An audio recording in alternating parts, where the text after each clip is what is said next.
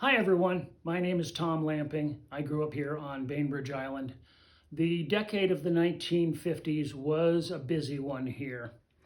The hat I am wearing was the campaign slogan of Dwight Eisenhower, who served 2 terms as President of the United States in the 50s. In the 1952 election, Islanders voted for Ike over Adlai Stevenson by about 300 votes. Although countywide, Stevenson had about 3,300 more votes than Eisenhower. One of Ike's strong points was he always asked aides when they were dealing with difficult problems the question, is it good for America? The idea for the Agate Pass Bridge was discussed as far back as 1932. In 1940, the legislature approved the bridge, but then World War II got in the way, and it wasn't until about late 1950 that the bridge was completed at a cost of about $1.35 million. Tolls were collected for the first year only, 35 cents for vehicles, 5 cents for passengers. In the first 4 days, the bridge was popular. Over 10,500 vehicles crossed the bridge.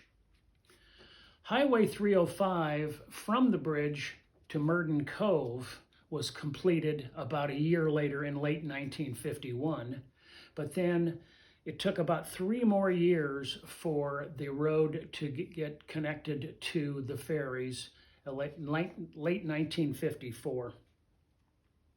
If you want to know what life was like in the 1950s, the museum is a great resource. In 1950, you could buy a brand new Pontiac Streamliner for just under $2,000. You could get a hot plate lunch in Linwood for 65 cents.